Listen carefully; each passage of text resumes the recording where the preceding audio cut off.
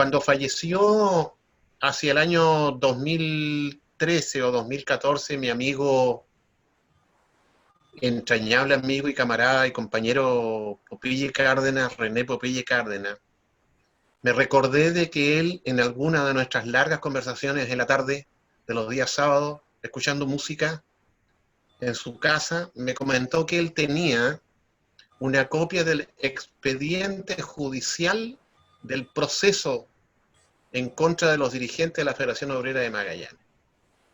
Yo había escrito ya un trabajo sobre la historia del movimiento obrero de Magallanes, pero la verdad las cosas que me deslicé por encima de ese anuncio que me había hecho René, y después le fui tomando sentido, porque escarbando en los materiales históricos, descubrí de que faltaba ese texto, ese ansiado texto. ¿Qué pasó en el proceso judicial que se hizo en contra de los dirigentes de la Federación Obrera? Proceso que comenzó el 27 de julio en la mañana. Entonces, recurriendo a uno de los hijos de mi querido Popeye después que falleció, él me hizo entrega de una copia, de la copia original, de la versión original del expediente. Estoy hablando de 375 páginas, que fotocopiamos obviamente en 3 copias paralelas para asegurarnos, y a partir de la lectura del expediente del proceso, que dicho sea de paso, es un proceso del tribunal en contra de los dirigentes de la Federación Obrera por el incendio de la Federación Obrera. Es insólito que la autoridad judicial le hace un proceso a las víctimas del incendio. Entonces, revisando ese expediente, un documento exquisito, que aún está inédito, descubro una serie de datos y de detalles del proceso que incluso dejan obsoletos algunos aspectos del relato extraordinario que hace Carlos Vega en su libro. Hasta el punto que incluso yo lo llamé después por teléfono y le conté que tenía en mis manos la copia del proceso y conversamos bastante sobre su contenido. ¿Qué resulta de este proceso o de este expediente? Un ensayo que yo publiqué hace algunos 2 o 3 años atrás, con los nuevos antecedentes. ¿Qué resulta de este momento histórico en el que nosotros estamos conmemorando 100 años hoy día? Es que la economía de Magallanes era una economía centrada sobre la exportación de lanas y productos de la ganadería. Concepto que yo construí y elaboré sobre la base, y digo yo que esta era una economía ganadera de exportación, en la que las estancias y los frigoríficos producían productos lanares y los exportaban a los mercados ingleses. Pero esta sociedad en la que se produce este hecho de 1920, esta sociedad magallánica, como recién mencionaba Víctor, es una sociedad multicultural, riquísima. 7 periódicos circulaban en la ciudad de Punta Arenas al momento del asalto de 1920. 7 periódicos, uno en inglés, uno en croata y los otros en español. Esta sociedad magallánica era tan rica que aquí en Magallanes, en 1912, habían 2 partidos políticos. La Agrupación Demócrata, creada en 1912, y la Agrupación Socialista, creada también en 1912. Agrupación socialista afiliada al Partido Obrero Socialista que fundó Recabarren, hasta el punto que, y como ustedes bien saben, el Partido Obrero Socialista es el antecesor del Partido Comunista. Por lo tanto, yo descubrí, por ejemplo, que el Partido Comunista se creó en Magallanes antes que en Iquique, porque este se creó acá en Punta Arenas el 21 de mayo y el Partido Comunista se creó en Iquique en los primeros días de junio del año 1912. Y después, obviamente, en 1920 cambió de nombre y se convirtió en Partido Comunista.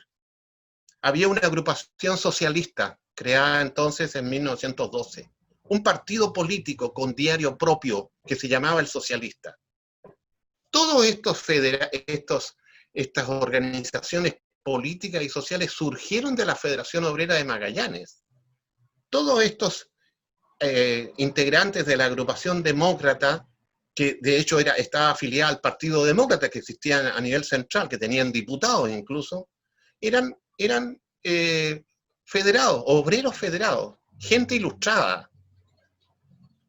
Y era una sociedad además tan rica y tan interesante desde el punto de vista de su desarrollo cultural, que como bien mencionaba recién Víctor, en 1913 y en 1916, dirigentes de la Federación Obrera de Magallanes viajaron a Río Gallegos para formar allá una Federación Obrera de Trabajadores y que se constituyó finalmente en 1916-1917 y que lideró más tarde, hacia el 20, el 21, Antonio Soto Canalejo.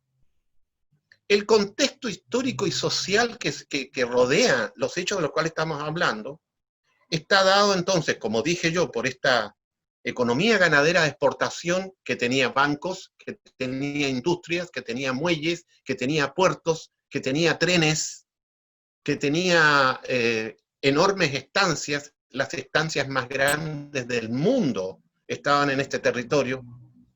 Como todos ustedes saben, la sociedad explotadora de Tierra del Fuego no tenía frontera entre Chile y Argentina.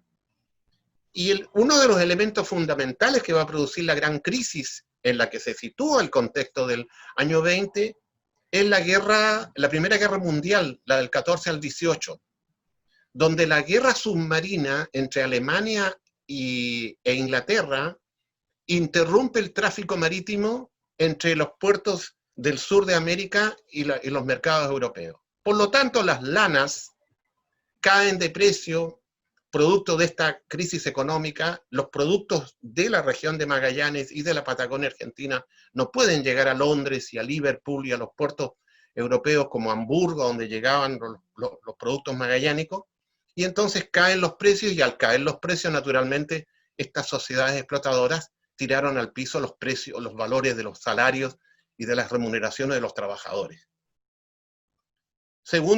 Tercer hecho importante a relatar, que me parece que también lo mencionó Víctor, dice relación con la apertura del Canal de Panamá.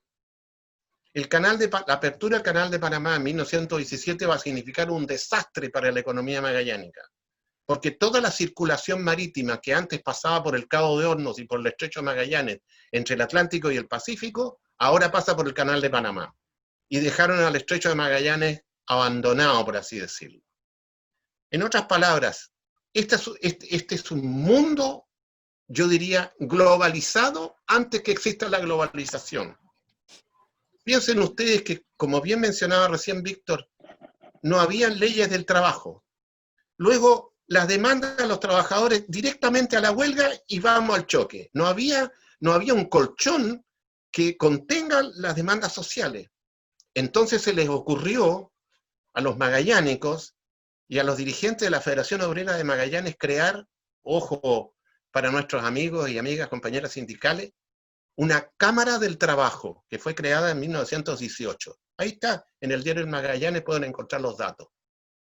Crearon una Cámara del Trabajo, una instancia de diálogo y de negociación entre los patrones y los trabajadores, con la participación de la gobernación del territorio, es decir, con la participación de las autoridades políticas.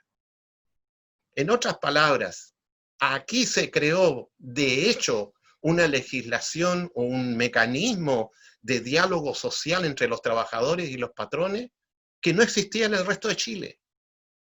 Fueron innovadores hasta en eso, nuestros dirigentes, de los cuales hoy día recordamos los 100 años. Ese contexto es el que va a permitir, sin embargo, de que acá haya una confrontación política e ideológica muy fuerte. Efectivamente, como se acaba de mencionar, al interior de la Federación Obrera habían obreros anarcosindicalistas, habían obreros socialistas, habían obreros demócratas, habían obreros marxistas o maximalistas, como se le llamaba en aquella época. Y ese debate está en el diario El Trabajo. Esos artículos de unos y otros los escribían en el diario El Trabajo. Cuando uno registra las páginas semanales del diario El Trabajo, aparecen estos distintos artículos de unos que se contestan a los otros, pero no es un debate a muerte. Es un diálogo, es una lucha ideológica, una lucha de ideas al interior del movimiento más poderoso de la Patagonia y del territorio de Magallanes. Sin embargo, como también se ha mencionado acá, yo creo que en algún momento voy a utilizar la terminología clásica, la burguesía magallánica y el poder constituido se sintió amenazado. Se sintió amenazado. Yo creo que una de las causas más profundas del asalto e incendio a la Federación Obrera es el miedo. Los grandes, los poderosos del territorio tuvieron miedo. Por tres causas. Esa es por lo menos una hipótesis histórica mía. Así que le ponen mi firma. Tuvieron miedo. Primera causa del miedo. Los hechos del 23 de enero de 1919 en Bories y Puerto Natales. Es el único acontecimiento histórico en Chile y probablemente también en Argentina, mi amigo Miguel a lo mejor lo puede corregir o desmentir, en que los obreros armados se toman la ciudad, asaltan la armería del frigorífico Bories, agarran a balazo a los carabineros y mataron a 2 en el tiroteo en la entrada de Puerto Natales, perdón, y se toman el pueblo durante 3 días. Hasta el punto que el crucero Centeno y el batallón Magallanes del Ejército tienen que viajar a Natales para, comillas, controlar la situación. El poder amenazado. Nunca en la historia de Chile ni de Magallanes había ocurrido que el pueblo armado se tome una ciudad. Y esto hasta el día de hoy. ¿No podrán entonces ustedes pensar naturalmente que los poderosos de esta región tuvieron miedo? Acá hubo miedo, les dio miedo que los trabajadores puedan llegar a ese punto de capacidad, de organización y de poder para tomarse una ciudad. Segundo hecho, que es inédito, y que yo lo publico también en el ensayo que publiqué un par de años atrás, y que ha pasado completamente desapercibido en la historia porque, insisto, es un hecho inédito. En enero del año 1920, enero de 1920, se presentan una mañana los guardianes de policía de Punta Arenas en el cuartel, a la formación a las 8 de la mañana. Y al momento en que se inicia la formación, los guardianes de policía increpan al oficial exigiéndole que llevan 3 meses que no han cobrado sus sueldos. El oficial saca su espada o qué sé yo y golpea a uno de los obreros, a uno de los guardianes, causando la indignación de los demás guardianes de policía, quienes se retiran del cuartel en la mañana y pregúntenme ustedes a dónde se van los guardianes de policía a quienes no les han pagado su sueldo en 3 meses. Pues se van a la sede de la Federación Obrera de Magallanes en calle Errázuriz. Y allí redactan una declaración, una carta que le envían al gobernador Alfonso Bulnes Calvo. La carta llega a la gobernación del territorio en una hoja con membrete de la Federación Obrera. Entonces ustedes podrán imaginar que el gobernador, que a su vez era el comandante del ejército y de la policía, recibe un oficio de la Federación Obrera que le exige que le paguen los sueldos a los guardianes de policía. Díganme ustedes si a raíz de ese incidente, obviamente a esos guardianes de policía los echaron todos de la institución de inmediato, los mantuvieron presos en el crucero Centeno en la bahía de Punta Arenas, los mandaron a Valparaíso. Díganme ustedes si acaso los señores Menéndez y los Brown y los Blanchard no se deben haber asustado si sacan la conclusión: los obreros en Natales se tomaron el pueblo y aquí está infiltrada la policía. Es decir, esos son algunos de los antecedentes que van a explicar una decisión que, como se ha mencionado acá también, fue tomada por lo menos 3 o 4 meses antes. La decisión de asaltar e incendiar la casona de la Federación Obrera de Magallanes fue tomada por lo menos 3 meses antes. ¿De dónde saco yo esa información? En el proceso, el oficial de Marina, entrevistado por el juez, dice de que efectivamente la autoridad le pidió la fabricación de 3 combos en la fundición del Arsenal Naval de Punta Arenas. Esos combos se utilizaron para abrir las puertas de la Federación Obrera en la noche a la hora del incendio. Es decir, el incendio estaba planificado por lo menos 3 meses antes y se produjo sistemáticamente. Y a diferencia de lo que hemos mencionado y se ha mencionado respecto de que fue la Liga Patriótica la principal responsable de estos hechos, yo me permito poner en duda esa información. El asalto e incendio consistió, técnicamente hablando, en que un grupo de cerca de 40 militares disfrazados, pero armados con fusiles de guerra, comenzaron a la 1 de la mañana del martes 27 de julio a disparar contra la casona de la Federación Obrera. Se dispararon más de 1000 casquillos. Los vecinos recogieron balas percutadas en las veredas de la calle Errázuriz a la mañana siguiente. Balas de guerra, fusiles Mauser y guardianes de policía que participaron todos. Es decir, esta no fue solo, por así decirlo, la Liga Patriótica la que produjo o indujo el asalto. Esta fue una decisión de gobierno del presidente Juan Luis Sanfuentes, es una decisión de la autoridad, y una buena demostración de eso, que aparece también en el proceso, es el siguiente antecedente también inédito.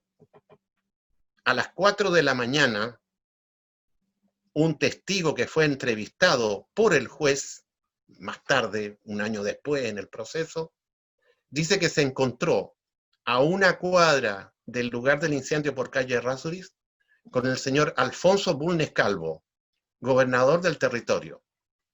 En otras palabras, el señor gobernador concurrió al incendio. Esos son, digamos, los hechos más relevantes. El incendio se inició a las 3 de la mañana, se logró extinguir a las 6, porque efectivamente a las 4 los bomberos no pudieron acceder al lugar porque fueron impedidos por la fuerza policial. Uno de los bomberos incluso amenazó al oficial de dispararse a sí mismo un balazo en la cabeza si no lo dejaban pasar para poder apagar el incendio. Cuando llegaron los bomberos ya el incendio estaba completamente, había cubierto la totalidad de la casona. 7 cuerpos figuran en el cementerio municipal de Punta Arenas, en la tumba de la Federación Obrera, como los que habrían fallecido en ese incendio. Y bueno, después la historia es mucho más larga, y esto sería, digamos, como una primera aproximación a los hechos, Doris y Mauricio.